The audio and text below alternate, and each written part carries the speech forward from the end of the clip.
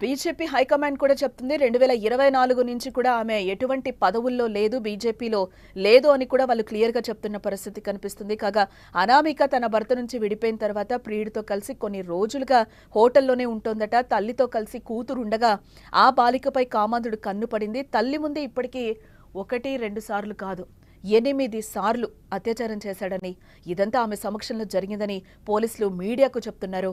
అలా నెలల తరబడి ఈ బాధలను భరించిన బాధితురాలు చివరికి తన తండ్రికి బాధ చెప్పి కన్నీరు మున్నీరైందట ఆ పాప. తండ్రి ఫిర్యాదులో బిఎన్ఎస్ సెక్షన్లు 70 అలాగే 351 సెక్షన్ 3 ఫోక్సో చట్టంలోని సంబంధిత సెక్షన్ల కింద 3 నిందితులపై కూడా కేసు నమోదు చేసినట్లుగా పోలీసులు వెల్లడించారు. బాలిక వాంగ్మూలాన్ని మెజిస్ట్రేట్ ముందు నమోదు చేశారు పోలీసులు. 3వ నిందితుడిని అరెస్టు చేయడానికి టీంను ఏర్పాటు చేసి గాలిస్తున్నట్లుగా కూడా తెలుస్తోంది. బహుశా ఇలాంటి తల్లులు కూడా ఉంటారా అంటే ఇదిగో ఇలాంటి వాళ్ళని చూసిన తర్వాత ఉంటారేమో అని తప్పకుండా అనిపించక మానదు.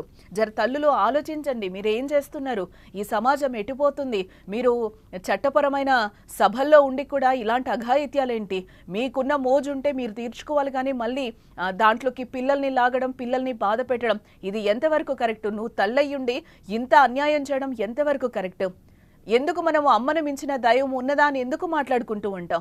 ఇవన్నీ ఈరోజు ఆ పాపకి ఒక రాక్షసిలాగా కనిపించట్లేదా? నిజంగా కనిపిస్తుంది. ఆ అమ్మాయికే కాదు, సమాజం మొత్తానికి కనిపిస్తుంది. సమాజం తలదించుకొని ఏడ్చే పరిస్థితి ఈ ఘటన వింటే. నవమాసాలు తన కడుపులో మోసి జన్మనిచ్చి పెంచి పెద్దం చేసింది. తన పిల్లలకి ఎలాంటి అపాయం కలిగినా కూడా కంటికి రెప్పలా చూసుకుంటుంది. ఏదన్నా అయితే తల్లి గుండె తల్లడిల్లిపోతుంది. కానీ ఈ తల్లి మాత్రం మాతృత్వానికే మాయని మచ్చ తెచ్చిపెట్టింది. 13 ఏళ్ల కన్న కుమార్తెను బాయ్ ఫ్రెండ్తో కలిసి అత్యాచారం చేయిస్తుందా?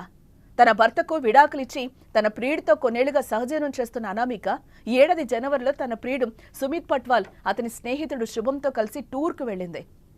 వారితో 13 ఏళ్ల అనామిక కూడా వెళ్లగా ఈ సమయంలోనే ఆ బాలికపై సామూహిక అత్యాచారం జరిగింది. తల్లి, ప్రియుడు, అతడి స్నేహితుడు ఈ ఘాతుకానికి పాల్పడ్డారు. అక్కడ మద్యం మత్తులో తన తల్లి అనుమతితో సుమిత్, శుభం సామూహిక అత్యాచారానికి పాల్పడ్డారు. ఇలాంటి తల్లులు ఎక్కడన్నా ఉంటారా?